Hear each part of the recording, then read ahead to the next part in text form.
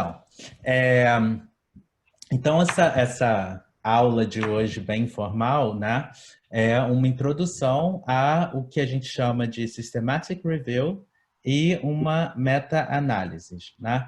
E vocês vão entender um pouquinho mais do que é, por que a gente tem que usar uma ou outra, o que a gente, quais são as melhores práticas, né, que a gente tem que colocar em prática, fica feio falar prática de prática, mas né, que a gente tem que as atitudes que a gente tem quando a gente está fazendo, que a gente tem que ter quando a gente está fazendo uma review, né, da literatura, qual é o melhor caminho para fazer uma review que seja o mais abrangente possível, o mais completa possível, né? Como que a gente faz para tentar evitar todo o tipo de viés que a gente pode encontrar nessa revisão. Vocês vão ver que é muito fácil cair nele, né? Então, a gente vai falar um pouquinho de tudo isso. Todos os slides que eu estou usando aqui foram slides desse curso que eu dei, mas também slides que foram feitos pelo pessoal do projeto MetaLab, né, que é uma parceria com alguns pesquisadores de Stanford e pessoal aqui da École Normale, onde eu fiz a minha tese, e pessoas do meu laboratório, né? É um projeto bem grande, né? E eu convido vocês também a visitarem esse site, darem uma olhada o que é esse site. Nada mais é do que um repositório, né, de artigos que foram publicados, né? E aonde os dados que foram publicados nesses artigos são quantificados. Então, vocês têm informações sobre o effect size de cada artigo na literatura, por exemplo, coisas relacionadas a percepção de fonemas por bebês. E aí vocês podem ir até esse site e achar todos esses artigos, né, tudo com todas essas informações sobre os papers, os dados que foram observados. E quando vocês querem fazer uma revisão da literatura com todos esses artigos juntos, vocês podem encontrar tools para fazer uma meta-análise. Mas vamos trabalhar um pouquinho com todas essas ideias de review, né? Por que a gente deve utilizá-las, qual é o interesse disso, né? Então, assim, eu vou dar um exemplo para vocês terem uma ideia, um pouquinho, uma intuição do problema que a gente está abordando, né? E um desses problemas, por exemplo, né, quando que a gente quer fazer uma revisão, a gente podia pensar num fenômeno que foi observado na literatura e que a gente quer saber se foi verdade ou não, né? Então, um exemplo que eu vou usar hoje para a gente ilustrar isso é esse fenômeno que foi publicado como o Romantic Priming Effect. O que é isso?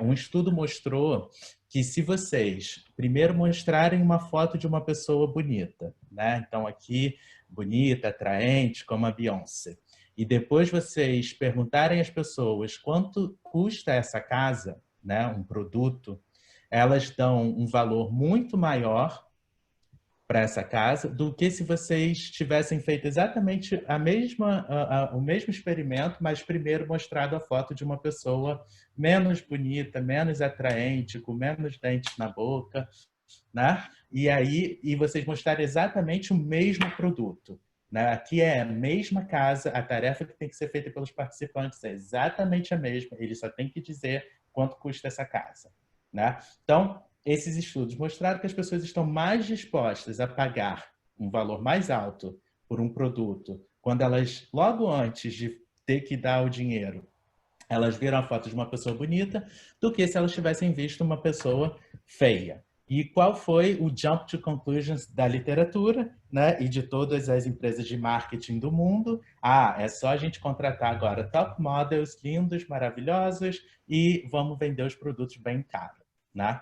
Então, será que isso é realmente um fenômeno? Será que isso realmente existe? Quais foram os artigos que foram publicados relatando esse efeito? Como que a gente poderia investigar isso? Imagina vocês, quem está fazendo mestrado, quem está fazendo doutorado, de repente vocês se interessam por esse efeito e decidem investigar ele. Como que vocês vão fazer essa revisão da literatura para chegar até esse efeito, né? Até esse fenômeno? né? E aí tem alguns tipos de review da literatura que vocês poderiam fazer e a gente vai abordar algum deles, né? O primeiro, deixa eu ver se eu consigo explicar. Né? O primeiro primeiro tipo de review e que é muito comum na literatura, que a gente sempre acha, né? E que vai ser um que a gente vai atacar hoje, que a gente vai dizer que não é o que a gente quer fazer, é o que a gente chama de qualitative review. O que é? Né? A qualitative review nada mais é do que uma revisão da literatura que é feita quando, na verdade, você sabe exatamente a conclusão que você quer fazer, você sabe exatamente qual é a ideia que você quer defender, e você só pega um punhado de artigos que validam essa teoria linda que você está construindo, né? Então, você imagina assim, do tipo de review que vocês podem fazer da literatura relacionada ao Romantic Priming Effect, né, é de contar uma história muito bonita que vocês vão inventar, né, sobre os artigos que acharam esse efeito, que mostraram que esse efeito existe, né? E como que vocês poderiam chegar a esses artigos, por exemplo, né, pensando em artigos que vêm na cabeça, coisas que vocês leram antes, que vocês acham que está relacionado a esse efeito. Vocês podem pegar alguns artigos que foram indicados pelo orientador de vocês, colegas, algum outro curso que você fez que não tinha nada a ver com essa área, né? Então, nessa qualitative review, você vai contar uma história, você vai pegar vários artigos usando todos os tipos de metodologia, coisas que são comparáveis, coisas que não são comparáveis, coisas que vêm, por exemplo, de uma área como marketing, coisas que vêm de uma área como filosofia, coisas da psicologia, etc. Então, vocês colocam tudo na mesma bolsa e vocês dão o mesmo poder a todos esses artigos, né? Vocês, esse artigo aqui mostra isso, e esse mostra aquilo, e isso é lindo, então esse efeito existe, mas você, na verdade, não fez uma revisão da literatura. Você fez o que a gente chama de qualitative review. Você fez uma review que é muito limitada. Ela só existe para contar a sua história, que pode não ser verdadeira. Não é que você tenha a intenção de mentir, mas é que você não foi a fundo para saber o que a literatura está realmente te dizendo. Você está contando uma parte da verdade. Isso vai ficar mais claro daqui a pouco, quando eu contar os outros tipos de review que existem. Então, como eu estava dizendo, a qualitative review você está contando uma história sobre um argumento, né, que reflete a sua própria opinião, né? A sua opinião da literatura, que pode não ser a que a área como um todo está mostrando. Então, imagina assim, você acredita muito nesse efeito do Romantic Priming, você faz uma review da literatura que só inclui os artigos que mostram que esse Romantic Priming existe, mas de repente tem outros artigos atacando ele, dizendo que ele não existe, mas eles você deixa de lado porque você não concorda com eles, né? Isso não é o tipo de review que a gente quer fazer. E não, na verdade, e daqui a pouco vocês vão ver, esse tipo de review não acrescenta muita coisa para a nossa área. Porque, na verdade, você não pode pegar isso como sendo uma evidência forte de alguma coisa. Existe uma parte e muito pouco fundamentada. Vocês vão ver isso um pouquinho mais para frente. O outro tipo de review que a gente vai defender, né, para combater justamente essa ideia da qualitative review, é a systematic review, né? Por quê? Porque a gente acredita que a qualitative review não é good enough. E por quê? Porque ela tem muitos problemas, né? Como eu estava dizendo, enquanto a qualitative review tem uma seleção pessoal da literatura que é feita, a systematic review é uma review exaustiva que vocês vão fazer da área. Vocês vão pegar todos os artigos que são relacionados à pesquisa que vocês estão fazendo, à questão que vocês têm na cabeça, né? Então, vamos dizer, eu tenho uma pesquisa que eu quero fazer sobre o Romantic Priming, se ele existe ou não. Eu não vou pegar só os artigos que dizem que ele existe e mostrando experimentos provando que ele existe. Eu vou pegar também os artigos de pessoas que estão dizendo que ele não existe, por que elas estão dizendo que ele não existe. Né? E eu vou incluir eles na minha review e eu vou discutir por que eles não existem com a mesma seriedade que eu vou discutir o porquê eles existem. Né? Então, enquanto você combina todos os tipos de artigo com opinião pessoal, ou como artigo empírico, ou como discussão, como review, numa qualitative review, na systematic review você tem um critério específico de como você vai reunir os seus artigos. Você define eles antes de ir atrás dos papers. Você decide que tipo de artigo que você quer. Ah, você quer revisar só os artigos que têm experimento dentro, que fizeram algum tipo de teste. Né? E você pode dizer que você também vai incluir artigos que fizeram uma review da literatura antes de você. E esses artigos existem. Né? Vocês podem...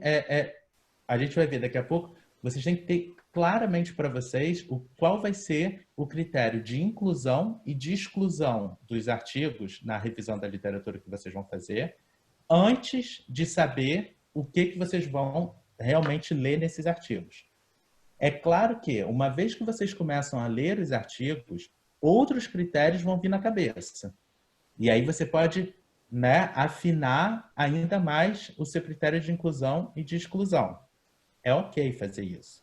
A única coisa que você tem que lembrar é que você tem que voltar atrás, né, e selecionar, fazer o screening dos seus papers novamente, usando esses critérios refinados. Né? Você não pode, por exemplo, imagina assim, eu vou fazer uma revisão da literatura para saber se o romantic priming existe, né? E aí eu vou pegar todos os artigos que mostraram. Aí você começa a ler, e aí tem os artigos com homens, com mulheres, com crianças, com adulto, né? E tal. E aí no meio do caminho você fala assim, não, muito chato esse com os adultos, agora eu vou decidir só trabalhar com criança, né? Mas aí você não pode agora simplesmente pegar e excluir todos os artigos antes que você selecionou com outros critérios. Né? Antes você disse que você ia colocar todo mundo, né, que tinha feito um experimento. Mas só agora você decidiu que você vai pegar só quem fez experimento com criança. Então você tem que voltar atrás e falar, agora eu vou incluir só quem fez experimento com criança. E ver se todos esses artigos que você, teoricamente, já selecionou entram nesse critério ou não.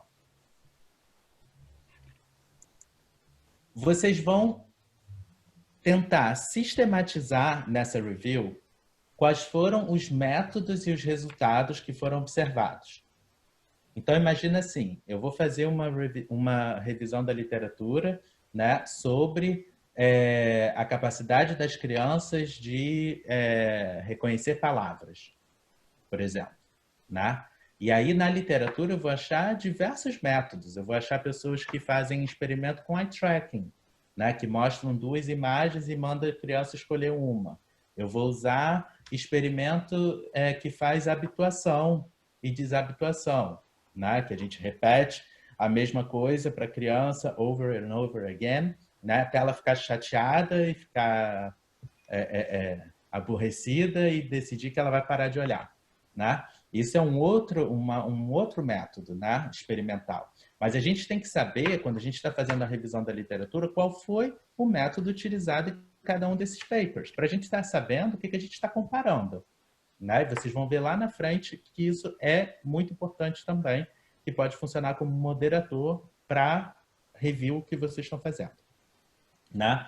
Então, o que acontece? Nesse tipo de review, na systematic review, vocês, como revisores da literatura, vocês descobrem o fenômeno fazendo a revisão. Vocês não fazem a revisão sabendo qual é a resposta. Vocês vão descobrir a resposta fazendo a revisão. É claro que, aqui eu estou dando um exemplo muito simples, que é o efeito do romantic priming existe ou não. E aí a única resposta que tem é sim ou não. E aí você vai saber se é sim ou se é não. Não. Né? É claro que você pode descobrir que de repente funciona, mas só num aspecto preciso, num tipo de estímulo preciso, com uma população precisa e tudo mais. Mas isso tudo vocês só vão saber se vocês revisarem todos os artigos que existem nessa área sobre esse assunto. Tanto os que mostram que funciona, como os que mostram que não funciona. E aí vocês vão descobrir qual é a verdade da história. Entendeu? Então, tem que ir com a mente bem aberta quando for fazer a revisão da literatura. Não tem que procurar só o que valida a sua opinião pessoal. Vocês têm que procurar tudo que está relacionado com a coisa que vocês estão interessados. Né? Tem alguma pergunta até aqui? Eu tenho. Fala, Maia. Assim, a gente tem que selecionar coisas comparáveis, né? Mas a gente também não tem que olhar outras áreas, assim, o que as pessoas estão fazendo, sabe, com outras metodologias e tal. Fiquei um pouco... Como é que a gente vai... Porque também se você escolher sempre uma coisa, sei lá, da psicolinguística, você também pode enviesar para um lado, né? Uhum. Não. Você tá falando metodologia ou teoria? Acho que você está falando mais teoria, né? Teoria linguística. Vocês podem olhar todos os tipos de literatura que vocês quiserem. Né? Quando eu falo assim, comparar coisas que são comparáveis, não, estou dizendo para vocês terem acesso a essa informação e saber o que é o que. Para quando você fazer a sua revisão, você saber do que você está falando, você saber se o que você está falando sobre um paper se aplica ao outro paper ou não e por quê. Né? Você tem toda a liberdade de procurar papers na filosofia, papers na... O que você tem que decidir antes de fazer isso é qual é o seu critério. Imagina assim, eu vou procurar papers relacionados ao romantic priming. E aí, quando eu for no Google Scholar, por exemplo, eu vou jogar lá as palavras-chave que entram nessa área. Priming, romantic priming, um outro efeito, né? Marketing, sei lá. E aí agora você diz assim, eu vou pegar todos os artigos que entraram nessa seleção inicial. E aí é claro que o início você vai fazer um screening que é baseado no título, né, dos artigos e no resumo que eles publicam, para você saber se é pertinente ou não para a sua pesquisa. Né? Ah, meu Deus do céu, mas eu achei 50 mil artigos com essas palavras-chave. Então, tem alguma coisa que ainda não está bem afinada. Né? Claro que no Google Scholar vocês sempre vão achar muita coisa, e muita coisa irrelevante também. Né? Agora, tem outras bases de científicas que permitem vocês acharem coisas mais ligadas à área da ciência, como PubMed. A gente vai chegar neles. Né? Mas, assim, a mensagem não é que só pode procurar artigos que sejam comparáveis. Você pode procurar todos, mas você tem que ter o critério bem definido para achar esses artigos. Ok, Mayara? Ok. E se a gente trouxer alguma coisa um pouco diferente, justificar, né? Por que a gente está fazendo isso? Seria isso, assim? Ou existe um critério? Pode ser, mas é que você vai ver daqui a pouco, quando a gente chegar na parte onde eu mostro para vocês uma folha do Excel, onde a gente sistematiza as informações, você vai ver que a forma como você fala desses outros artigos, por exemplo, se não for empírico, se não for... se não tiver, sei lá, se não for um artigo que tenha sido publicado numa verdadeira revista científica, não sei o quê, eles nem vão entrar na sua review. Né? Mas o que entra, você não vai ter nenhum problema de saber se você pode falar deles ou não, porque eles vão ser bem ligados. Ok. Tá? Tá bom, obrigada. Então, tem uma pergunta Alex. também. Sim. Ah, tá bom. Pode ir, Maria, Natália. Eu primeiro? Tá. Sim. Eu queria saber se, por exemplo, se o tipo de approach que a gente tem na nossa pesquisa regula que critérios a gente vai usar para o nosso screening. Então, por exemplo, se eu estou fazendo uma pesquisa experimentalista, necessariamente eu preciso escolher colocar isso como um critério para o meu screening, que as coisas sejam experimentalistas, ou, sei lá, o oposto, já que minha pesquisa é experimentalista, eu preciso escolher teórico, como é que é isso? Sim, então, você precisa saber se a questão de ser experimentalista ou não é uma questão importante para a sua pesquisa, né? Será que o fenômeno que você está estudando é uma coisa que só pode ser investigada com a parte experimentalista? Se a resposta for sim, então você vai setar isso como um parâmetro na sua pesquisa inicial. Uhum. Né? Agora sim, tem duas coisas. Uma é você quer escrever uma review da literatura, ou você quer fazer uma meta-análise para descobrir um fenômeno, né? É claro que nela você tem um approach e você tem que comparar coisas que são comparáveis e você tem que, né, fazer uma pesquisa exaustiva com coisas que são pertinentes para o que você quer mostrar na sua review. Agora, outra coisa é, você está fazendo uma tese, né? Você tem uma pesquisa de tese que é sobre um assunto que tem uma abordagem experimentalista e uma coisa bem precisa. Mas é claro que você enriquece a sua tese indo com artigos, né, cada vez mais vastos e variados sobre a teoria que você está abordando. Né? Então, o que você tem que saber é o seguinte, a revisão que você está fazendo, né, para a área experimentalista, ela pode englobar todo mundo, ela tem que ser bem precisa para o experimento que você está fazendo, e depois você faz uma que é mais larga sobre a parte teórica do negócio. Entendi. Né? Eles vão estar sempre ligados. Sim, sim. Né? Se a teoria for a mesma. Agora, pode ser que a teoria seja diferente. Né? Então, o que é muito importante é você saber qual é a pergunta que você está fazendo quando você quer encontrar esses artigos. Tem pergunta que só pode ser respondida se você incluir artigos experimentais. E tem outras que são diversas e variadas, né? Tipo, se você tiver uma coisa teórica que você não sabe como é e você vai jogar umas palavras-chave, você vai achar muita coisa, né, que não se liga bem. E aí, lendo esses artigos, você vai tentar descobrir qual é o fio comum delas. Né? E aí você vai refinar o seu critério. Ok, entendi. Obrigada. Nada. Maia. Alex, eu acho que uma coisa que também acontece muito e que a gente até percebe que a revisão da literatura fica um pouco potpourri, né, de várias coisas, é quando você tem um tema que tem pouca literatura. Aí você meio que fica nessa, tipo, eu tenho que colocar o que eu consigo encontrar. Aí você percebe que as coisas não se matcham bem, mas você fica nessa de que, bom, como que você vê isso? Mas isso é importante, porque realmente a gente chega nessas coisas, né? E vocês vão ver, a própria meta-análise ou uma systematic review, a gente pode chegar nessa conclusão, que não existe evidência suficiente na literatura e que a gente tem que produzir mais dados, né? Então isso é normal e você pode publicar isso. Você vai dizer, olha, eu estou interessado nessa questão e nessa questão busquei todos os artigos que existem relacionados a isso, mas só achei 10 e não tem mais do que 10, né? E como que você vai provar para a pessoa que você realmente achou todos os artigos? É você dando para ela a chave de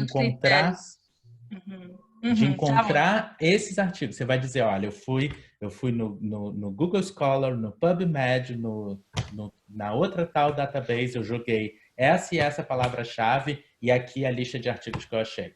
Aí, inicialmente, eu li todos os títulos e li todos os abstracts, né? E aí eu excluí 30. Por quê? Porque eles não falavam de criança e eu estou interessada na questão sobre criança. Eles não usaram experimento e eu estou só interessado na parte experimental do negócio. Eles não... Você está dando critério e você vai deixar isso available. Então, qualquer outra pessoa que quiser fazer essa mesma pesquisa que você, ela vai chegar nos mesmos artigos que você, né? Ela sabe qual foi o parâmetro que você usou para chegar nesses papers, e aí você ganhou ela. Isso é uma tendência, né, de fazer a transparência da sua metodologia. Exatamente. Mas não é uma coisa que a gente ainda vê muito nos artigos. Por isso que a gente está fazendo essa aula agora. Tá bom então. Ok, beleza. Né? Para a gente justamente é uma prática nova que a gente precisa colocar em prática. Sim. Ou seja, você compartilha essa impressão, né? Que isso ainda não é uma prática muito comum. Tá bom.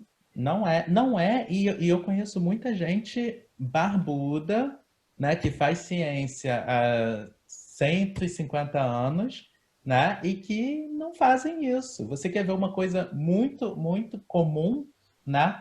É você ler um artigo e as pessoas citarem algumas coisas assim que são fatos, né, que já foram demonstrados, e aí elas botam assim, entre parênteses, por exemplo.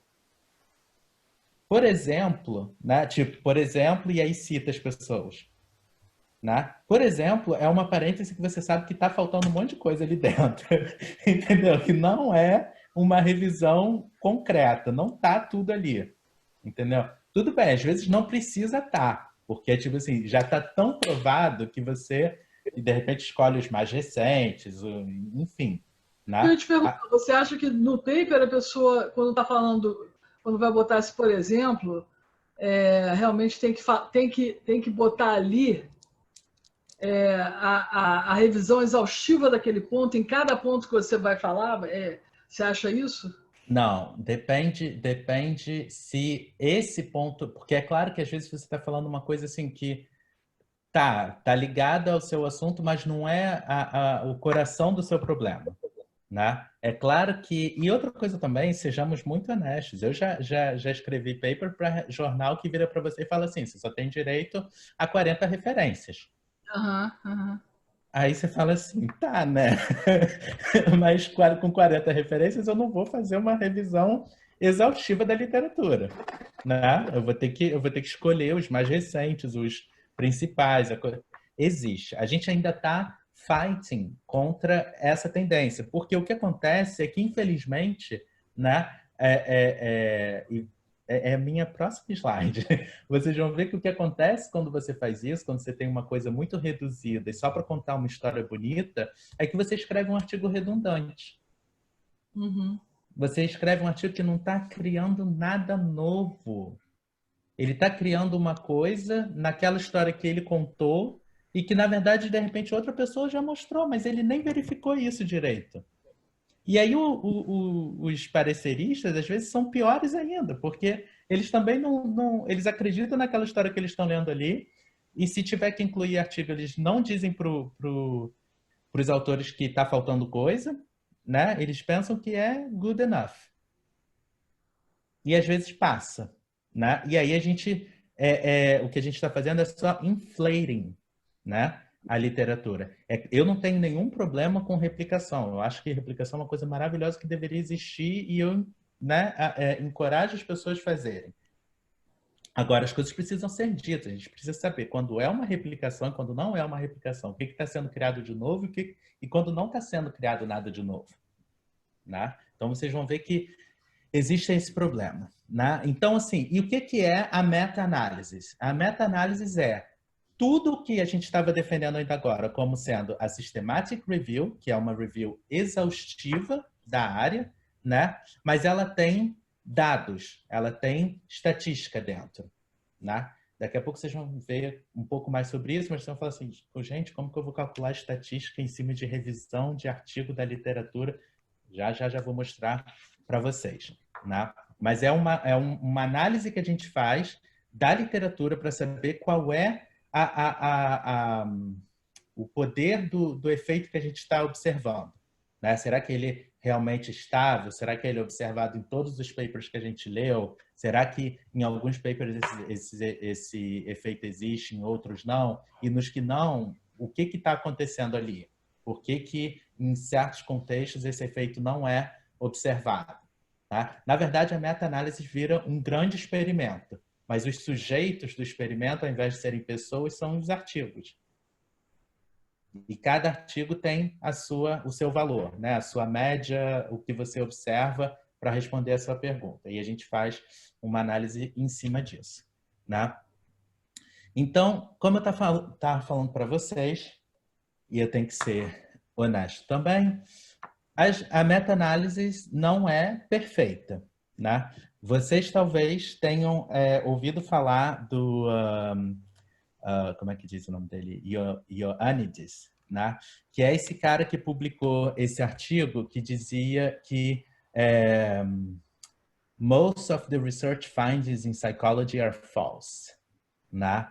Mostrando que quando a gente tenta replicar os artigos que são publicados, né, na área de psicologia, mais da metade deles estão no results, né? E claro que foi um boom na época que causou toda essa revolução que a gente tem feito hoje para ter as best practices na ciência, para favorecer a replicação, para dar o máximo de detalhes possíveis para que todas as pessoas no mundo possam replicar os nossos experimentos, e coisas como a pre-registration, né? Que é quando você tem um protocolo que você registra antes mesmo de fazer o seu estudo, onde você diz precisamente como que você vai analisar os seus dados, como que você vai coletar os dados dos participantes, né? Qual é o estímulo que você vai usar, e tudo isso é pré-determinado antes de você olhar os dados, né? Antes mesmo de você fazer a pesquisa.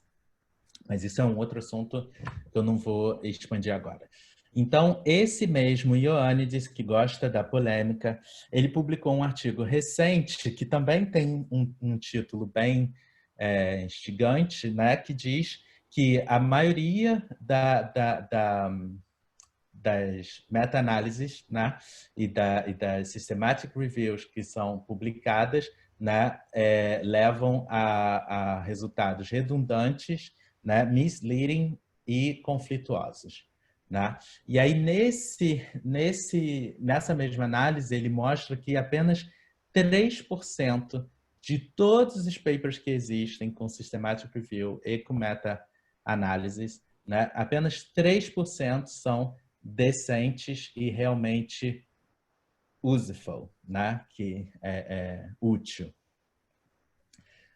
Nos outros, né, quais são as outras categorias? A gente tem a grande maioria desses papers que tem muitos tipos de problemas, né? Então, é claro que a gente tem os papers que são unpublished, né? O que quer dizer que as pessoas, na verdade, fazem o esforço, né, de fazer uma... Ué, todo mundo sumiu aqui na minha galeria. Deixa eu voltar com vocês aqui. Que as pessoas fazem o esforço, né, de fazer uma systematic review, mas acabam não publicando ou não mantém essa informação disponível de forma pública, né? Elas poderiam colocar no site delas, elas poderiam colocar na disposição da comunidade científica num site qualquer, né? Mas elas não fazem isso, elas simplesmente guardam na gaveta, né? O redundante são os papers que são publicados onde as pessoas sequer checam, né, que essa... Oi. Por que você acha que elas fazem isso, esse trabalhão todo, e não publicam? Quando elas acham que o que elas teriam que publicar não é interessante o suficiente, por exemplo.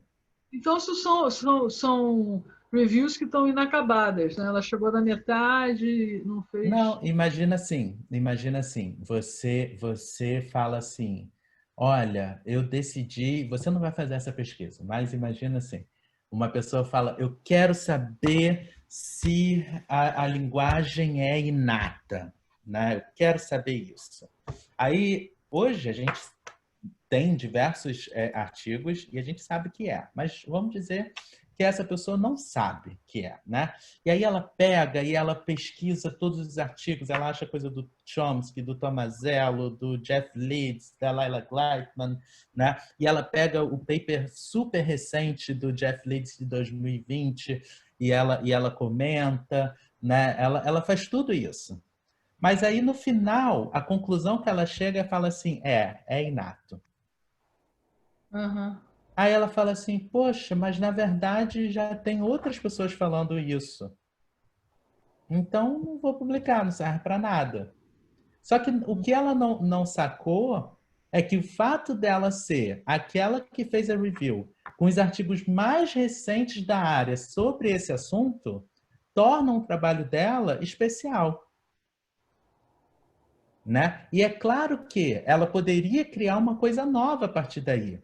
E não tem como, gente. Mesmo se vocês fizerem uma revisão da literatura todinha, que a conclusão que vocês vão fazer seja algo que já foi demonstrado, né? Só o fato de você ter construído a revisão toda, de ter colocado todos os artigos mais recentes da área junto com os mais antigos, feito diálogo entre eles e construir, não tem como o seu trabalho não ser importante. Não tem como ele não acrescentar nada. Nenhum outro trabalho foi publicado, incluindo todos esses artigos. Agora, tem coisa que Agora pode tem chegar... uma pergunta. Como é que o Ioannidis teve acesso a esse número de pesquisas que foram unpublished? Porque, na verdade, você, principalmente quando você quer fazer uma meta-análise, né, você procura por papers que também não foram publicados. Né? Até porque você quer saber se existe um publication bias, né? Que a gente vai abordar daqui a pouco. Né? Por exemplo, imagina que você, sei lá, você estava atrás desse priming effect, né? do romantic priming effect. E aí, só que no seu experimento que você fez não funcionou. Aí você não publicou. Né? E no meu que eu fiz funcionou. Aí eu publiquei. Então, assim, você quer saber por que o seu não funcionou. Como é que você põe as suas mãos nos papers que não foram publicados? Então, algumas pessoas conseguem fazer isso pelo Google Scholar, né? Que tem gente que bota no site delas, tem gente que coloca em sites de congresso, né? Isso é uma forma. Outra forma é que você vai nessas mailing lists, né, do field, onde você está pesquisando, por exemplo, e você faz um chamado. Você fala assim, olha, gente, estou fazendo uma meta-análise sobre esse assunto aqui. Se você tiver artigo que você escreveu, mas que você não publicou, e que você topar compartilhar comigo, vai ser um prazer e tudo mais, não sei o quê. E as pessoas mandam. Né? E aí você inclui se você quiser. Né? Agora, para a galera que está vendo tudo isso pela primeira vez, isso se vocês fizerem uma systematic review, mesmo sem unpublished data, já está maravilhoso, tá? O unpublished data é só se você quiser ser perfeito, virar o deus da systematic review. Né? Mas o importante é vocês fazerem um esforço que tem que ser feito para achar o máximo de artigo possível. Tá? E a gente vai chegar daqui a pouco nisso. Então, assim, nesse mesmo paper, né, e o link vai estar nos slides que eu vou, inclusive, mandar para vocês depois, né, eles mostram, então, que tem 20% de todos esses papers que não foram publicados, 27% que são desnecessários, que não acrescentam nada, que são redundantes, né? Existem também os misleading e os abandonados. O que isso quer dizer? Imagina que você leva muito tempo para publicar o seu artigo, né, sobre um assunto, e que nesse tempo todo que você levou para publicar, alguém fez essa mesma pesquisa, essa mesma pergunta e já publicou, e aí essa área que você estava procurando, esse experimento que você fez, não está incluindo mais nada. Então você deixa para lá, você abandona ele. Né? E você tem 20% que tem todos os tipos de problemas, né? Tipo, experimento que foi feito sem grupo controle, experimento sem informação sobre a população que foi testada, né? Ou estudos assim que não inclui todo mundo, enfim. Então, só para vocês terem uma ideia, 3% apenas são reviews realmente sérias e que realmente acrescentam alguma coisa. Então, existe muita coisa para fazer. Mas, com base nisso, qual é a opinião... Peraí, se eu conseguir mudar a minha slide. Qual a opinião de vocês? Vocês acham que a gente tem que parar de fazer e de ler as meta-análises ou as systematic review, já que tem todos esses problemas? O que vocês acham? Alex, eu queria só fazer uma pergunta rapidinho, né, sobre o slide anterior. Eu vou querer ler esse artigo, né? Mas eu queria saber se ele fala quais os critérios ele usa para simplesmente dizer que uma pesquisa é inútil, por exemplo. Fala. Ele fala sobre isso, porque é engraçado, né? Assim, para vocês vai ser inútil, mas para outra pessoa não, para outro pesquisador, dependendo, né? Uma forma fácil por exemplo, você vê qual é a conclusão que o artigo está fazendo, qual é a metodologia que ele está usando, né? Okay. Aí você fala assim, olha, se a conclusão for a mesma que tiver num outro artigo e com a mesma metodologia, para mim é redundante. Não, porque tinha ali tantos porcentos que eram redundantes, mas tinha uma porcentagem bem grande, inclusive assim, inúteis. Useful. Assim, mas não é interessante você pegar o mesmo ponto e testar com duas metodologias e receber o mesmo resultado? Para mim não é redundante, para mim reforça os achados. Então, mas se você tiver dito isso... Se você tiver dito isso, né? Ele falou se for a mesma metodologia. Se você estiver dizendo, olha, eu estou fazendo esse artigo aqui, eu sei que alguém já mostrou uma coisa parecida, mas eu acredito que o poder do meu experimento vai ser de confirmar esse finding que foi feito no primeiro artigo e de ir além, porque eu estou testando uma outra população. Aí tudo bem, aí você não vai cair naquela categoria ali. Você só cai nessa categoria se você estiver contando a Beautiful Story exatamente como o outro cara que já mostrou a mesma Beautiful Story que você, e vocês dois, né, agirem como se um não conhecesse o outro e nunca colocarem a coisa de vocês em contato. Okay. A pergunta da Sara, eu ia fazer uma pergunta parecida, porque ela estava falando isso em relação àquele artigo específico que falou de vários artigos. Agora, eu estava querendo saber como é que você chega nesse mesmo questionamento quando você está com uma meta-análise na tua mão, que você, segundo o que você está falando, a gente deveria partir de um artigo que já é meta-análise. Como é que eu sei que a meta-análise que eu peguei foi bem feita, né? Como é que porque se a meta-análise não for bem feita, aí eu vou pegar uma porção de informação junta junta que vai me levar para o lugar errado, né? Que bom que você fez essa pergunta, porque a gente realmente tem vários slides aqui para como é que a gente vai saber se a meta-análise foi de qualidade, né? E como que ela foi feita, justamente. Mas o que é mais interessante nisso que você está contando é que você está querendo me dizer, então, alguma coisa que então, a gente deve continuar fazendo meta-análises mais de qualidade. É isso que você está me dizendo. Sim, a verdade é que, infelizmente, as pessoas têm uma boa intenção no coração.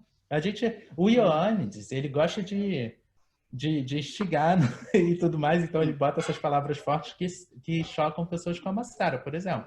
A Sara está certa de ficar chocada. Mas quem é esse homem? Que isso? Mas existe uma coisa realmente, assim, eu conheço muitos colegas que às vezes falam assim, quantas vezes você fez um experimento e depois você descobriu que outra pessoa tinha feito a mesma coisa? Né? E aí você vai fazer o quê? Vai deixar de publicar?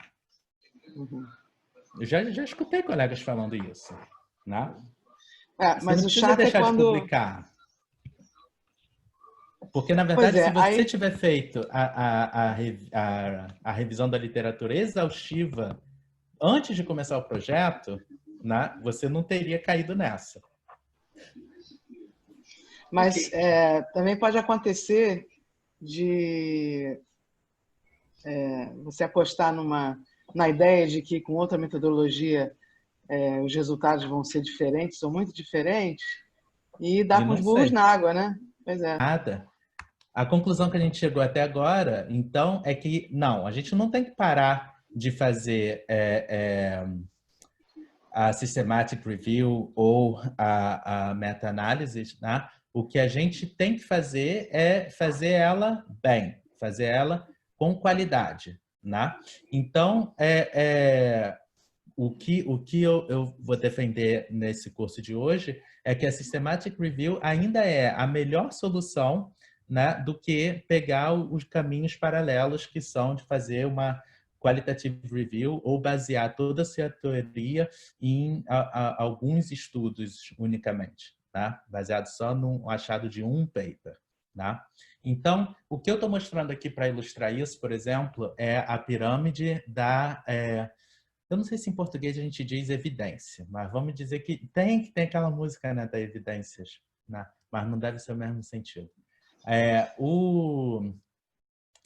Vamos dizer, a evidência científica, né? Então, assim, o que está aqui no bottom na base dessa pirâmide, né, é a informação que é muito fácil de achar e que é a pior em termos de qualidade da evidência. Então, o que está aqui?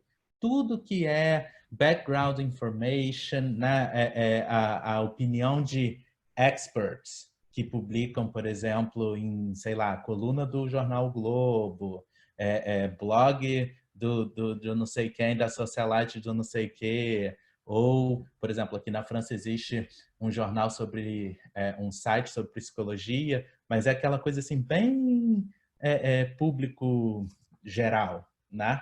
E aí você tem um monte de gente, especialista de não sei o quê, que publica, que fala um monte de abobrinha e tudo mais, e algumas pessoas acreditam que seja ciência. Por exemplo, vocês tenho certeza que vocês ouviram muito falar de cloroquina, né, no Brasil recentemente, né? E eu acho que vocês conseguiram distinguir um pouquinho o que é a opinião de expert do que é artigo científico publicado com provas, né? Então, por exemplo, aqui na França a gente teve um médico que se chamava o Dr. Raul, que acreditava que a cloroquina estava salvando todo mundo e que não era ético você ter um grupo controle, né? Porque como que você vai ter um grupo controle? Você vai dizer para metade dos seus participantes que eles não vão ter direito a viver? Você não vai dar o remédio que salva eles? Então você faz só a manipulação com quem você vai salvar. E aí ele descobre que 98% dos pacientes dele viveram tomando cloroquina. Então ele fala assim, olha como a cloroquina funciona, 98% de sucesso. A única coisa que ele esqueceu de contar é que mesmo se você não tomar nada, você também tem 98% de chance de viver, né? Porque quem morre é a minoria. Mas isso ele falou que não é ético. Né? Sem falar dos efeitos colaterais, né, Alex? Que você não consegue investigar. Nem vamos entrar nessa. Mas, né, pelo menos está salvando sua vida. O que tem que ser morrer do coração? Não pode morrer de Covid, né? Então, isso é o tipo de opinião que a gente não quer incluir na nossa review da literatura. Né? É claro que vocês têm outros tipos de artigos, né? de capítulos que são publicados, que são com informações que não são filtradas, né? Coisas que às vezes não recebem nem peer review, que não respeitam nenhum standard da ciência. Então, por exemplo, que não dão detalhes suficientes para replicação, que não conta a população que foi testada, né? E você tem toda a informação, né, que é filtrada, que são esses três níveis maiores aqui na pirâmide, que são o que a gente acredita ser o melhor em termos de qualidade da evidência, do que está sendo mostrado, que são, né, estudos com peer review, com outras pessoas, né, anônimas que avaliam a metodologia que foi feita, que existe uma teoria por trás, que existe uma metodologia por trás, que é pré-definida, né? E no topo dessa qualidade da evidência está a Systematic Review. Aí vocês vão perguntar, mas por que no topo? Por que o meu estudo com o meu participante, sei lá, testei 100 participantes, por que eu não estou no topo? Porque o seu estudo, mesmo sendo com 100 participantes, continua sendo um estudo. Né? Então, assim, a Systematic Review é uma coletânea de todos os estudos de pessoas como você, né? Que testaram 100 participantes. Mas você testou no Rio de Janeiro, tem, de repente, uma outra pessoa que testou em São Paulo, de repente tem uma outra pessoa que testou em Paris, uma outra pessoa que testou nos Estados Unidos, né? Vocês todas juntas, né? Numa systematic review, a gente vai saber o que realmente está acontecendo sobre esse fenômeno que todas vocês estudaram, né? Será que todos esses estudos que foram feitos acharam resultados positivos? Será que a metodologia que vocês usaram foi a mesma? Será que foi diferente? Né? Será que o tamanho do efeito que foi encontrado é comparável entre todos esses estudos? Existem outras coisas que influenciaram esses efeitos que vocês observaram? Né? Isso tudo é sistematizado numa meta-análise ou numa systematic review. Por isso que o peso dessa evidência é muito maior do que o dos estudos individuais. Porque não se esqueçam, a gente trabalha com probabilidade de achar um efeito falso. A gente fala assim, olha, a minha P é inferior a 0,05, que é nada mais, nada menos do que uma base que a gente definiu para dizer se alguma coisa é significativa ou não. Mas o que esse P está dizendo é que a gente ainda tem uma chance em 20 de achar um resultado falso. Né? Então, assim, o seu estudo sozinho, você espera, você reza para todos os deuses, né? Para que você não tenha caído na poção negativa. Né? Você espera que você tenha achado alguma coisa, mas pode não ter sido. Você pode ter caído justamente no caso do falso resultado. Mas você só vai saber disso... Oi. Desculpa, só perguntando, para nosso contexto, né, aquele unfiltered information seria, por exemplo, que às vezes acontece, né, tipo você pega um resumo de um congresso, por exemplo, de uma apresentação ou um poster, uma coisa assim, seria um caso de unfiltered information? Uhum. Tá. Pode ser. Depende, né? Porque você tem congresso que tem peer review, tem congresso que não tem peer review, né? Também. Mas o peer review não é tão rigorosa, né? Na verdade, quanto um artigo, por exemplo. Mas você tem congresso, por exemplo, que avalia só o abstract para saber se o estudo vai ser apresentado ou não. Mas aí, quando você avalia só o abstract, você não está filtrando toda a informação, você não sabe tudo que vai estar ali dentro. Né? Sim. Agora, tem outros, por exemplo, o CogSci, que é um congresso que você manda o artigo inteiro, já escrito. E aí eles avaliam tudo, né? E você não pode dizer que ali é completamente unfiltered. Mas eu acho que para nosso contexto, geralmente não é tão, né, filtered, eu acho, de modo geral. No Brasil, eu colocaria os posters e talks de congresso mais nessa classificação de unfiltered, né? Porque a gente faz uma análise, né, do abstract. E no estrangeiro também, assim. Sim, não, falando no nosso contexto da linguística. Depende do congresso, depende do congresso. Né? Depende do evento.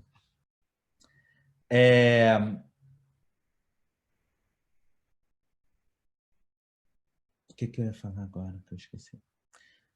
Bom, então, a gente ainda acha que a Systematic Review seria a prova mais forte que a gente pode ter sobre um fenômeno na literatura.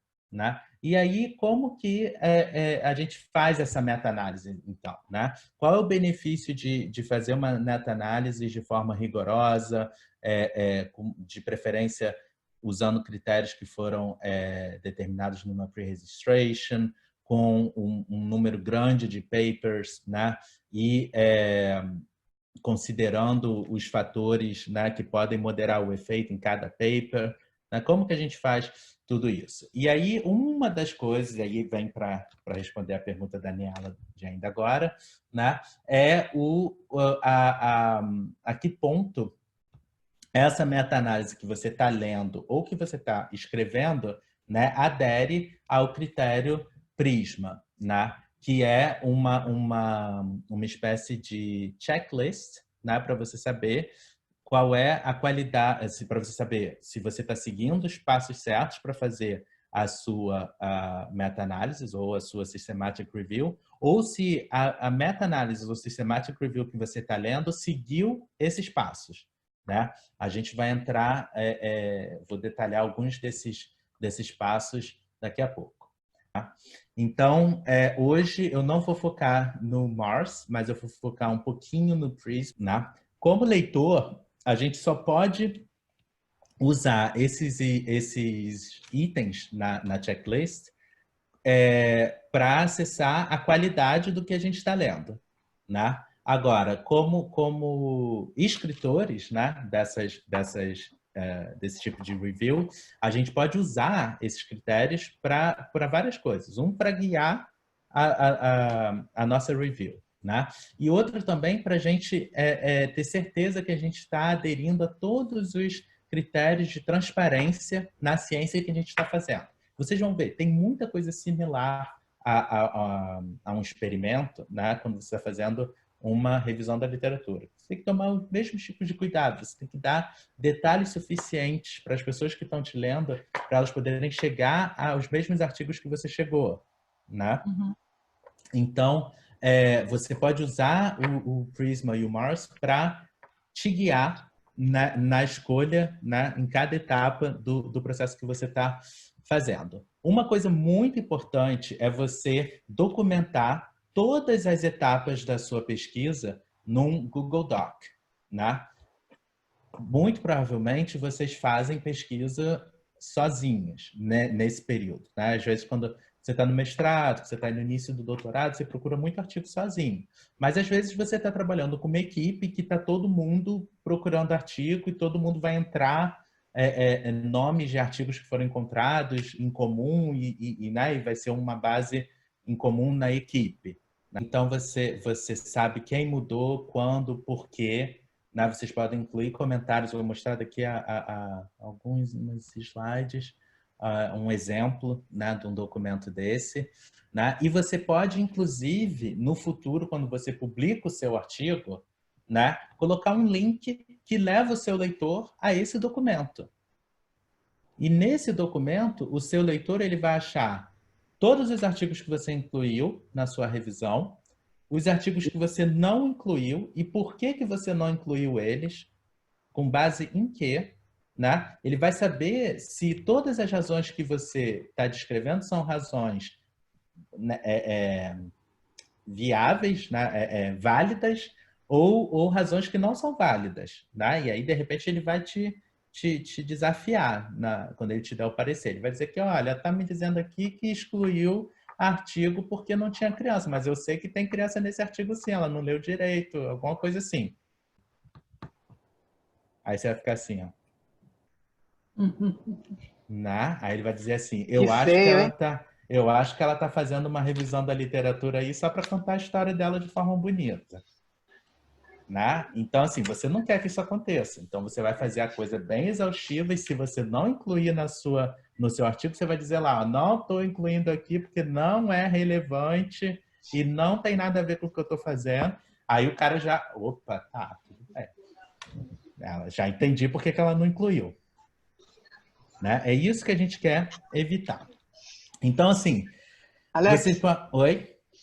Pode fazer uma perguntinha? Pode. Você disse que é interessante a gente incluir material que a gente produziu em vista do Prisma e do Mars. Uhum. Mas você diz incluir no artigo ou incluir na submissão? Incluir para os editores ou incluir no próprio artigo? No próprio artigo. No próprio artigo também? É uma linha, às vezes metade de uma linha. Você fala assim, olha, a metodologia usada nessa revisão seguiu a checklist do Prisma. Sim. Eu entendi você dizer material que você produziu a partir do Prisma e do Mars. Eu tinha entendido você dizer isso enviar para submissão, mas não é isso não, né? Não, é que o Prisma coloca, por exemplo, à disposição uma checklist que você checa, né? Que você diz, eu fiz isso aqui, fiz isso aqui, fiz isso aqui. E aí tem gente que pode colocar ela em anexo. É isso que eu estava perguntando. Né? Mas é só uma checklist, não é um material a mais, né? Isso é uma coisa. Às vezes o site... o que você produziu, né? Que é no caso, a checklist. Mas, então, existe essa possibilidade também de você incluir como anexo. Mas assim, a maioria das vezes esses jornais que publicam reviews, eles já têm ele já tem no próprio formulário que você preenche para submeter o artigo, eles já fazem essas perguntas para você. Tá seguindo o Prisma? Entendeu? Aí você, o seu senhor editor, tô submetendo aqui para você um artigo que seguiu todos esses steps que são reconhecidos como sendo best practice in science, né? E gostaria que você desse uma atenção para o meu artigo, né? Para ser publicado nessa revista. Acho que vai ser muito interessante. Né? E você dialoga com o seu editor. Né? E aí, se ele falar assim, pô, ó, high standard, aí vou mandar o artigo dela para Mas não review. precisa, você dialoga com o editor, mas não precisa dialogar necessariamente com o leitor, né? Ué, por que não? Ou seja, colocando no anexo. Não, minha pergunta assim, não vai ser usual? publicado. Não vai ser publicado no anexo. Não vai. Sei. Entendeu? Você coloca como anexo para o editor.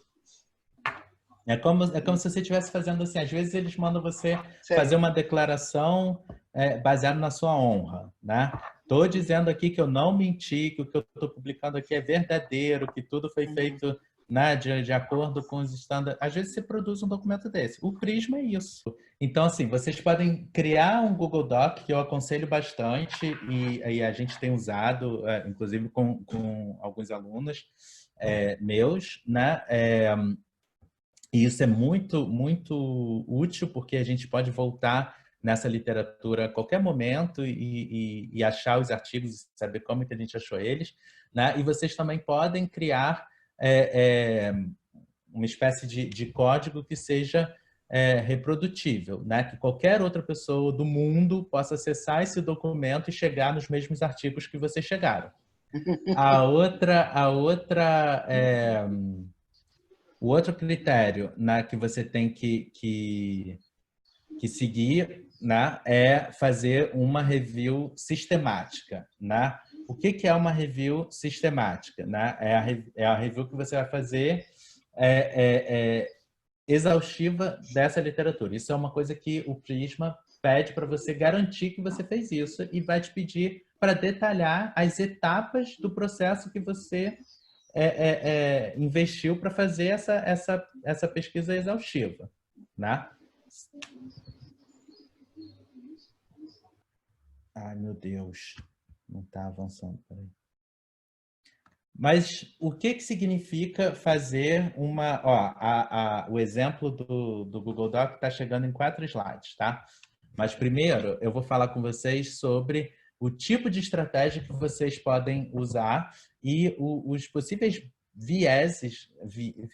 Bom, a gente fala bias, né? Mas eu acho que em português fala viés. Vieses tipo mesmo. De vieses que a gente pode encontrar em cada uma dessas estratégias, né? Então, assim, de forma geral, quando você está tentando encontrar literatura sobre um assunto, tem 4 tipos de estratégias e todas elas têm os prós e os contras, né? Então, vamos fazer um overview de alguma delas, né? A primeira que você pode, olha, eu vou querer estudar um determinado assunto e aí você pega os papers que você já conhece, né? Que você lembra, assim, de cabeça e você pode... de repente, pedir um conselho ao seu orientador, que vai te dizer, lê tal artigo, mas seu orientador também não conhece, de repente, todos os artigos do mundo que foram publicados sobre esse assunto. Ele vai te dar alguns, ele vai te dar os grãos para você ir plantar, né? Agora, você pode decidir que você vai pegar aquele ali, porque a sua orientadora é demais e ela sabe tudo, e você fala, então, parei aqui. Né? Ou você fala assim, poxa, minha orientadora me deu tudo, agora eu vou além e vou trazer novo para ela. Né? Isso é uma outra estratégia que você pode usar. Mas a primeira... Mas a primeira... Esse é o aluno que a gente quer. Né? Então, a primeira estratégia é essa lista de papers, né? que você pode ter e que você também pode... às vezes pegar, por exemplo, num paper que você leu E aí esse paper, né, também teve uma revisão da literatura para introduzir o assunto. E aí você decide que você vai pegar esse paper, vai citar esse paper e o paper que ele citou. Né? Será que isso é uma estratégia exaustiva que vai te levar a todos os artigos que foram publicados? Ou será que, de repente, você corre o risco de ter um viés aí nessa estratégia? Certamente. Ah, então, ela é uma forma fácil de encontrar artigo, mas ela é uma forma também muito fácil de você ter uma revisão da literatura enviesada. Porque a única coisa que você está fazendo é que você está revisando uma literatura que está de acordo com o que o cara que você leu pensa. Mas você não revisou a literatura que não está de acordo com o que ele pensa, porque você não foi ler os artigos que discordam dele. Né? A segunda opção que você tem para fazer, para achar a literatura, é você ir procurar nas databases. Né? Então, uma delas, que é muito potente, é a Google Scholar.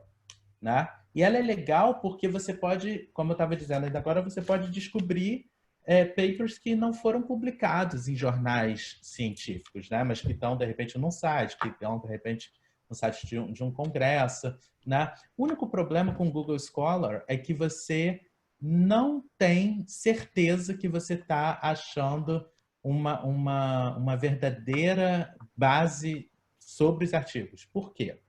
O que acontece é o seguinte: Google é Google, né? E o Google se adapta a você. Né? Se vocês quiserem fazer um teste, vocês pegam a mesma palavra-chave, colocam no Google Scholar, né? Lado a lado com outro colega que tem um outro computador, e vocês olham se vocês vão chegar no mesmo resultado. A resposta vai ser não. Por quê? Porque o Google da Mayara, por exemplo, é completamente influenciado sobre o tipo de coisa que Mayara pesquisa. E o Google de Natácia é completamente relacionado com prosódia, com tudo que ela faz de prosódia. Então, assim, na hora que o algoritmo do Google tem que decidir qual artigo que ele vai dar para a Natácia, ele vai priorizar artigos que venham falar de prosódia em outros artigos que não tem nada a ver com prosódia. Então, a revisão da literatura que Natácia vai conseguir fazer, olhando o Google Scholar dela, não está completa, está completamente enviesada para o histórico que ela já tem no Google. Né? E está arriscado ela achar que isso é o que as pessoas veem, né? Quando elas jogam essas palavras-chave, e não ser. Então, se você quiser ter um pouquinho mais de certeza se esse tipo de pesquisa do Google Scholar pode ser reproduzido, eu aconselho vocês usarem a forma anônima de navegação na internet. Né? Existe o navegador anônimo, e aí você vai no navegador anônimo, coloca a palavra-chave e pega essa lista de artigo que, teoricamente, não está conectado à sua conta no Google. Toma cuidado, porque se estiver conectado, tá sendo calculado ali a inteligência artificial, ajustando o resultado de acordo com o seu perfil. Né? Então, ótima dica. O Google Scholar é interessante de um lado, mas tem os problemas de outro. Mas é uma forma boa de você achar alguns artigos. Mas não pode fazer uma pesquisa baseada só no Google Scholar. Né? A outra forma é você ir ver em bases de dados como PubMed, por exemplo. Né? Que é muito legal, porque, assim, primeiro que é uma base de dados realmente científica. Né? Segundo que você pode filtrar os resultados de acordo com critérios que você estabeleça. Por exemplo, os anos. Né? Eu quero todos os artigos que foram publicados de 1900 até hoje. Não, só quero de 2000 até hoje. Né? Não, vou filtrar por participante. Só quero que seja criança, só quero que seja adulto, só quero que seja, sei lá, gente inferior a 30 anos. Que aí não dá para saber direito se é criança ou adulto. Mas você pode, enfim, você tem diversos critérios e você pode usar. Né? E outras bases de dados que também são muito importantes, como, por exemplo, a PsycInfo ou a Scopus, né? Que são excelentes, mas têm o problema de serem pagas. Né? Então, assim, custa dinheiro para você poder pesquisar nelas. Só que vocês estão todos ligados, a maioria, né? Vocês estão ligados ao UFRJ, que normalmente tem algumas assinaturas com alguns desses periódicos, né? E pode ter outras pessoas que, de repente, se vocês não tiverem esse acesso e eu tiver, vocês podem pedir, eu posso dar o acesso também. A gente tem Scopus. Já tem os Scopus. Tem a Site Info? Não, não tem. Não. Né? Mas, bom, se já usar a PubMed, a Scopus e a Google Scholar, já está mais do que bom, né? Agora, vocês podem pesquisar em todos os canais viáveis, né? Essa aula não está sendo gravada, não, né? Existe o mercado negro também dos papers, né? Que não está não, né, Aniela? Confirmou? Sendo gravada, mas posso não... Está sendo gravada. Mas eu não estou dizendo isso para vocês, mas existem uns sites na internet para a gente achar paper, né? Mas que não é uma base de dados. É só assim, imagina que vocês acharam um e é pago e a UFRJ não tem nenhum acesso a ela e vocês não têm nenhuma forma de conseguir. Aí vai no site, né? Que eu vou mandar o link depois. Procura, de repente tem um artigo. Na verdade, assim, nem tem nada demais isso está sendo gravado, porque esses sites foram criados por cientistas que querem lutar contra esse monopólio dos jornais, né? Que publicam os nossos artigos, pegam os nossos direitos autorais e depois ainda fazem a gente pagar, porque às vezes pode ser um jornal que não tem assinatura, que a minha universidade não tem assinatura, os meus alunos vão querer ler meus artigos e eles vão ter que pagar por isso. Né? Todo apoio claro. a Alexandra paga para publicar. É o quê? Todo apoio a Alexandra Bakken. Exatamente. Foi ela mesmo que criou um desses sites que é esqueci o nome agora, que tem um corvo como link. Sci-Hub. Isso, Sci-Hub. Fala do mercado negro, já tem um monte de gente antenada, né? Lembrei agora que o Thiago... Ih, agora eu falei o nome, agora eu já falei. Já tinham passado pra gente essa Sci-Hub, é verdade. Mas na verdade não é ilegal, é dividir. Não é. Como se você estivesse dividindo, né? Assim, eu estou mostrando para o meu amigo. Mas não é legal, né? Assim, não é legal, mas assim, dividir a senha da Netflix com seu amigo também não é legal. Mas enfim. Depois você vai passar, né? Vou. Mas tem esses meios, né? Mas então, uma forma de achar a literatura é vocês procurando nessa base de dados, né? E tem uma outra forma de achar os papers, que são vocês pesquisando a própria referência e a bibliografia dos papers que são relevantes para vocês. Então, imagina assim, vocês acharam, por exemplo, um paper bem antigo sobre essa área, né? Completamente dentro da questão que vocês estão pesquisando. Uma estratégia para fazer vai lá no Google Scholar ou na base de dados que vocês encontraram, né? E olha quem citou esse paper desde que ele foi publicado. Mas olha todo mundo que citou. Vocês vão usar isso como critério de inclusão de paper na review de vocês. Se eu achar que 300 pessoas citaram, eu vou fazer um screening desses 300 papers que citou esse paper. Vou olhar se esses papers são relevantes para a minha pesquisa. Desculpa, Alex, isso é muito importante. Quer dizer, você pegou um paper que é antigo, um paper de 72.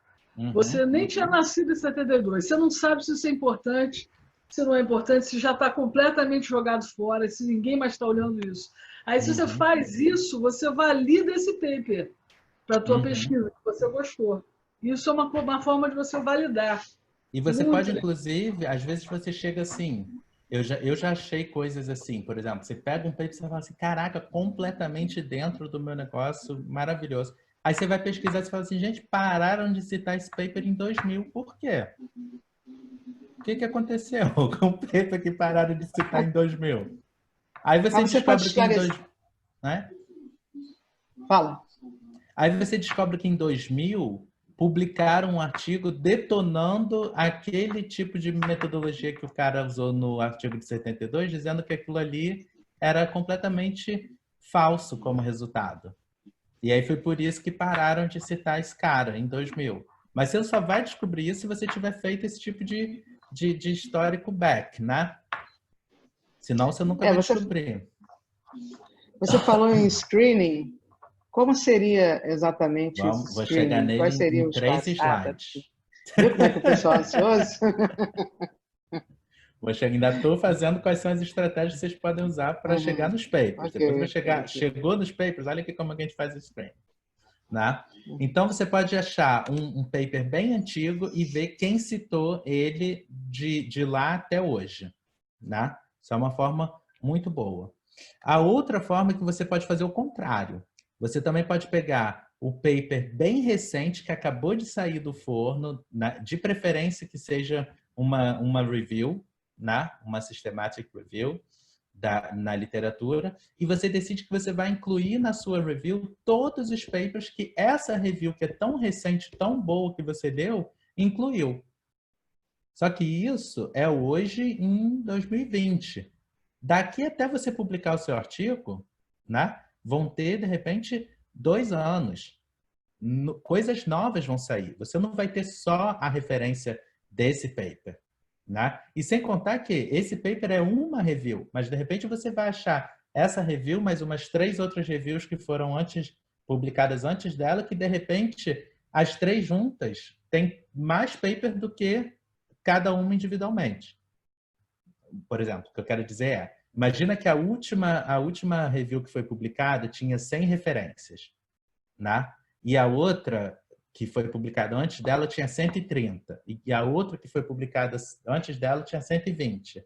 E aí você descobre que o que elas têm em comum são 100 papers. E que uma tinha 20 a mais e que a outra tinha 30 a mais, que não estava nessa 100 que essa última citou. Então, no final, você vai terminar com 150 papers na sua review.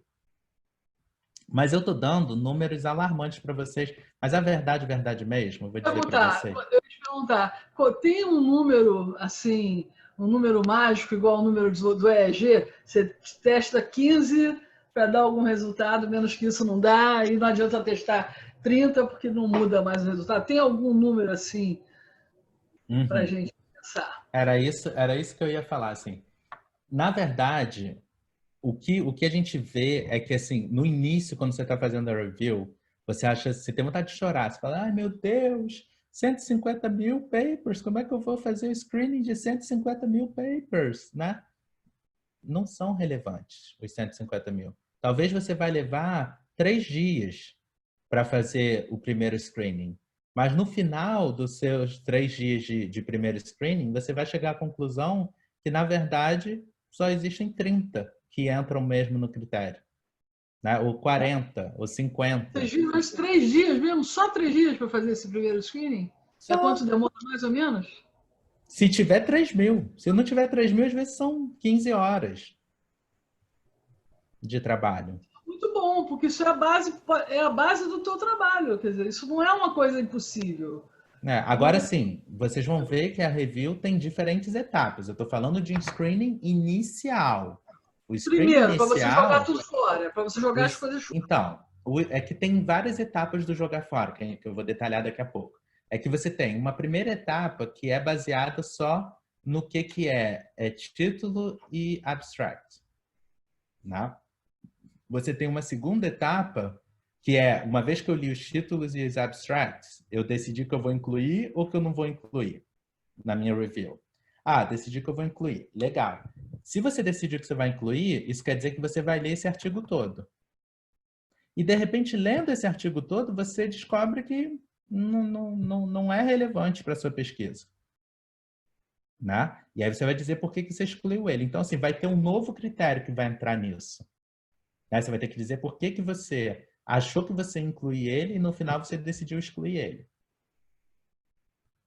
Entendeu? Então, assim, existe também o guidelines do Prisma de como fazer essas diferentes etapas e como detalhar para o seu leitor como que você chegou em cada uma delas. A gente vai chegar nelas daqui a pouco. Tá? E a quarta estratégia para você fazer a review da literatura é você procurar os artigos em proceedings de congresso, né? E também você contactar os autores dos papers. Às vezes você não acha de jeito nenhum paper nas bases de dados, né? Importantes que eu estava detalhando. Mas você pode, e eu já fiz muito isso, escrever para o autor do paper, né? Você acha o e-mail dele, joga o e-mail dele no Google, acha o e-mail e fala assim, olha, fulano, estou desesperado atrás daquele artigo que você publicou em 2020, mas não estou achando lugar nenhum, a minha universidade não tem assinatura com esse jornal aí, você teria uma cópia? E eles, nunca aconteceu de não me mandarem, né? O que já aconteceu é de eu ter o e-mail errado do autor. Nunca aconteceu de não te mandar? Nunca aconteceu. Sempre. O cara fala, não posso mandar porque a revista não deixa mandar. Nunca aconteceu de não me responder, mas de não mandar com bastante frequência. Eu entro pelo ResearchGate, que tem uma ligação sem dar até o e-mail. Ele entra direto em contato com o autor, sem ferir nada assim, por exemplo, vamos dizer que o autor não queira ser reconhecido, não quer deixar o e-mail dele livre. Então, eu faço pelo ResearchGate, ainda tem um form especial que você dá a tua razão de por que você está querendo. Eu diria para você que mais vezes eu peço e recebo retorno. Olha, infelizmente, não vou poder te mandar isso porque a revista está cobrando, não sei o quê. Mais do que não. Não sei se...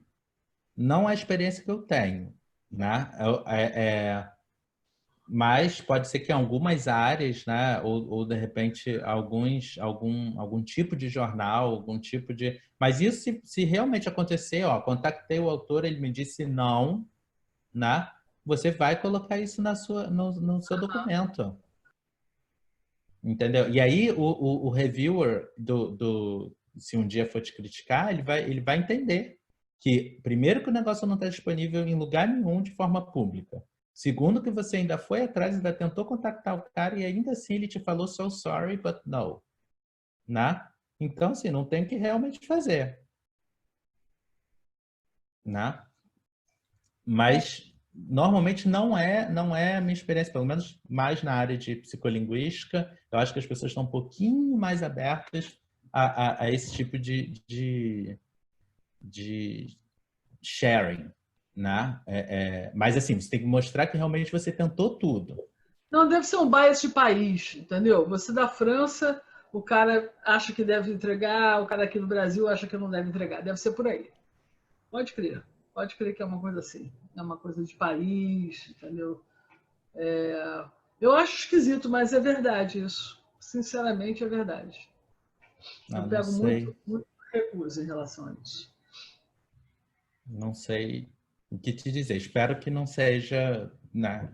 Se for isso, é ainda mais bobo ainda, né? Porque realmente estava pensando que o cara não queria, porque... E às vezes acontece mesmo. Por exemplo, eu já tive paper que eu coloquei no ResearchGate e que depois eu recebi uma cachetada na cabeça da Elsevier falando, ó, tira de lá agora, que a gente não te autorizou botar lá. Aí eu falei então, assim, mas no meu site eu vou botar. Né? Já aconteceu.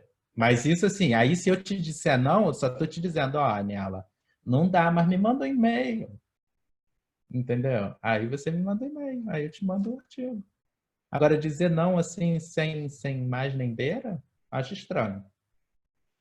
Eu já tive resposta assim, olha, eu não posso porque a revista não deixa, e eu não posso porque eu sou só um dos 4 autores. E eu não posso especificamente, pelo meu lado, mandar o artigo sem ter as... Se você conseguir que os outros também digam sim, você me contata que eu mando. Que bobeira. E você fala assim, não precisa me mandar a versão final do publicada, não. Me manda o manuscript. Só no Word version. Ah, não, isso eu nunca falei.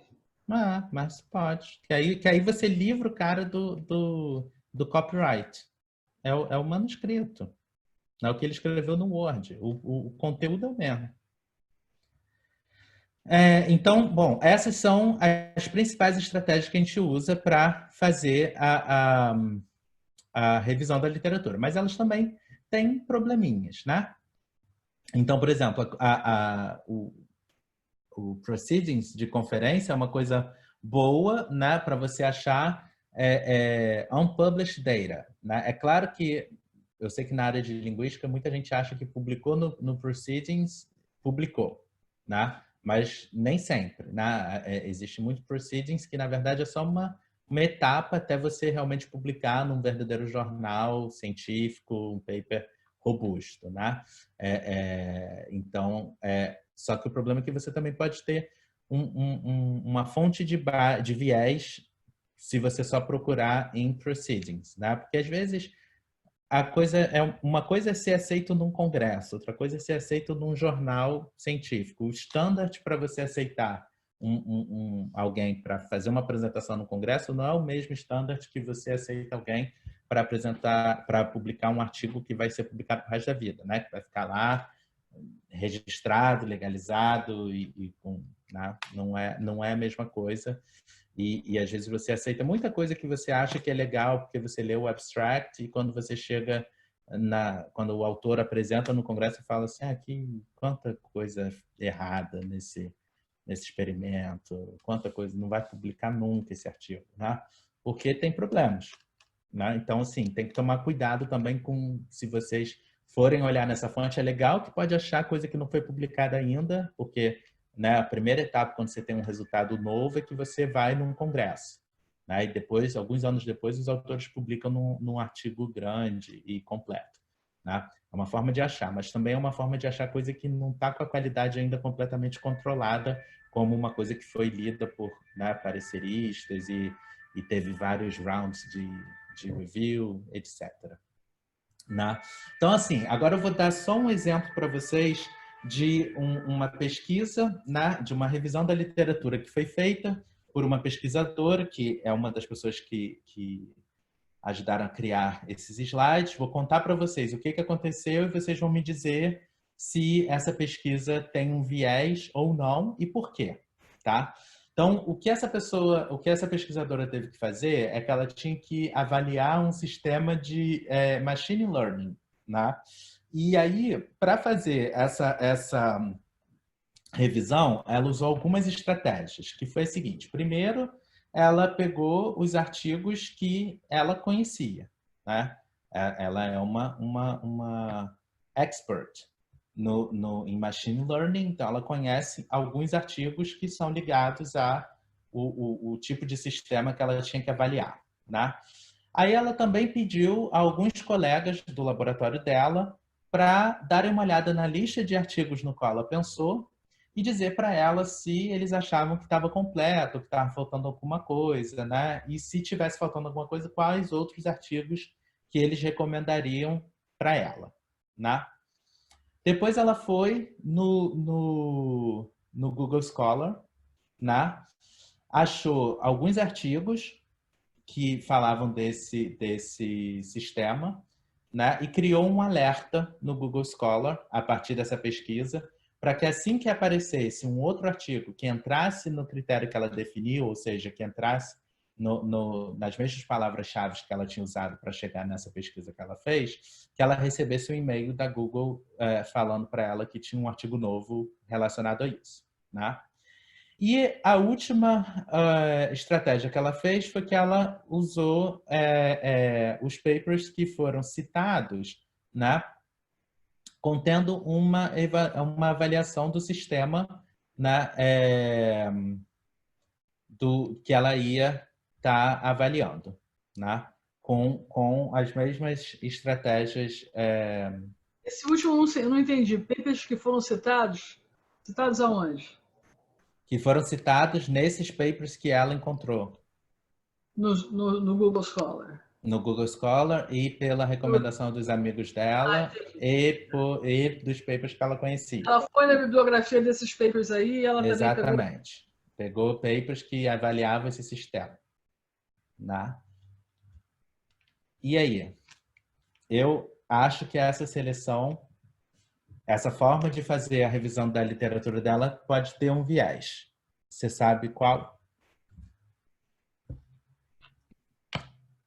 Acho que o primeiro é o algoritmo do Google, né? Principalmente se ela estava logada na conta dela, tanto que ela colocou a notificação, enfim, aquilo que você mencionou. Muito bem. Eu acho que Isso é uma também falta forma- critério, não? Qual critério que falta? De inclusão. O que ela vai incluir, o que ela não vai, o que ela vai excluir. Uhum. Exatamente. Será Então, que o fato... Isso é uma pergunta, sei lá, dela ter pedido para os colegas dela também? Tem algum viés? Colegas de laboratório? sim, porque o fato dela pegar os artigos que ela conhece, ela pode ter uma visão boa da área, mas reduzida. Ela não conhece tudo, né? Mas ela só pegou os artigos do qual ela lembrava que tinham a ver com esse sistema que ela ia avaliar, né? Os colegas dela podem saber tanto quanto ela, ou podem saber até menos do que ela. Então, não é garantido que eles estão dando para ela uma review extensiva, exaustiva da Entre literatura. colegas dela devem ter alguma coisa um pouco mais parecida com a área dela, né? Estão no mesmo laboratório que ela, né? Na verdade, se você começa com a tua cabeça, você tem muito pouca chance de encontrar alguma coisa que é diferente daquilo que você está pensando. Você tem que começar com uma cabeça que não seja a sua, né? Para você poder pegar as outras coisas que não são aquilo que você está que já é o teu caminho habitual, né? Exatamente. Então, pega número, uma porção de número. Isso aí. Então, o primeiro problema é esse, que tanto ela quanto os amigos dela, né, os outros pesquisadores, podem ter uma visão enviesada da literatura, né? A Emily tinha razão sobre o Google Scholar, né? A pesquisa dela pode estar afetada pelo histórico dela, né? O tipo de coisa que ela pesquisa. E os papers, né, que foram citados nesses artigos que ela achou, de repente pode estar citando só os artigos mais famosos, porque ela só lembrou dos artigos mais famosos. Tá? Então, não é garantia de que ela esteja fazendo uma review exaustiva, né, e completa da literatura. Pode estar faltando muita coisa aí, né? Mas ela fez uma review muito melhor do que isso, porque senão ela não seria uma autora desse site de meta-análises, né? E desse movimento para criar meta-análises across the world, né? E ela fez muito melhor. E aqui está como ela fez, né? Ela fez, além da pesquisa dela com os amigos dela, ela também pediu opinião aos inimigos, né? O que isso quer dizer? São pessoas que não acreditam no sistema de machine learning que ela estava avaliando, né? Ela pediu para eles, olha, eu vou ter que fazer uma avaliação e eu gostaria que você me desse os papers que você acha importantes para avaliar esse sistema, né? Eu sei que você detesta, mas diz para mim quais são os problemas que você acha que ele tem e eu vou ter um prazer de ler esses artigos e saber se eles podem ser relevantes para eu avaliar o sistema, né? A outra coisa que ela fez é que ela não procurou só no Google Scholar, né? Ela também incluiu outras bases de dados na pesquisa dela, então ela também fez uma pesquisa no SciInfo, também no PubMed, né? Ela procurou no máximo de bases que ela tinha acesso e que ela sabia que ela iria encontrar artigos relevantes para avaliar esse sistema, né? Alex, posso fazer uma pergunta? Na verdade, não seria melhor esquecer essa coisa dos amigos e ir direto para alguma coisa que é... Qual é a vantagem que eu procurar nos amigos e nos inimigos? Que também tem meu julgamento, que quem é amigo, quem é inimigo. Não seria melhor eu fazer uma coisa mais blind, que é ir no Scholar e nas outras bases e começar dali? Sim, claro. A única coisa é que, assim, você também não precisa descredibilizar a opinião, porque eu estou falando amigos, mas, na verdade, são experts da área, né? E são cientistas também. Sim, claro, eu estou entendendo. Então, você está pegando uma opinião não é de uma pessoa naive, né? Não é só do seu colega, sei lá, às vezes de aula, né? É de um outro cara que tem, teoricamente, ele tem que saber tanto quanto você. É claro que ele tem um... E é legal, às vezes as pessoas conhecem artigos bons que vão poupar muito tempo da gente, né? Mas a única coisa o conselho que a gente dá é não use apenas isso. Use isso e mais, como ela fez aqui. Você vai pedir a opinião de pessoas que você conhece, confia, que são inteligentes e que conhecem a literatura tão bem quanto você e que criaram a carreira dela também por anos e anos e lidam com bastante coisas relacionadas a esse assunto. É legal pedir a opinião de experts, né? Mas não pensem nunca que a opinião que está sendo dada para vocês está completa. Ela não está, não tem como estar. Porque a gente não recebe um alerta do Google a cada minuto que um artigo é publicado com um assunto. Poderia até, né? Mas a gente sabe que não dá. Né? Então, tem muita coisa que fica de fora. Né? Então, se você quiser ter certeza que nada ficou de fora, você tem que fazer uma pesquisa mais larga, né? Mais vasta sobre esse assunto. Né? E ela complementou a pesquisa dela com os papers que foram citados por todos os outros papers adicionais que ela incluiu. Né? Então, assim, ela tem tudo aqui para dizer, olha, eu fiz o máximo, né, que eu podia para não deixar escapar nada. Né? E aí, ela criou agora está aí o exemplo do Google Doc, né? De como a gente faz para sistematizar as informações de uma Systematic Review. Então, por exemplo, aqui nesse documento, cada linha representa um artigo. Né? Então, você vê o nome dos autores, né? A referência todinha. E aí, cada coluna aqui tem uma informação que é importante para a revisão que você está fazendo. Então, a primeira delas, nas etapas iniciais, tá? É que você vai incluir aqui todos os artigos que você achou e aí você vai dizer em qual fonte você achou ele. Né? Achei numa Searching Database. Você poderia ser até mais específico e dizer, foi no PubMed, foi no PsycInfo, foi no Scopus. Né? Você diz aonde que você achou esse artigo. Né? Aí você vai dizer se você achou o abstract ou não. Né? Porque às vezes você encontra o artigo total e às vezes você só encontra um nome e não encontra o abstract. Né? Você vai dizer se sim ou não.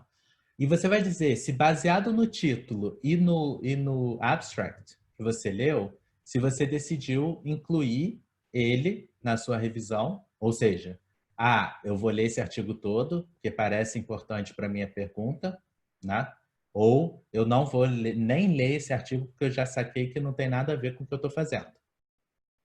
Né? E aí aqui você vai dizer sim, não, talvez. Você também pode decidir que é talvez, porque você não tem certeza ainda.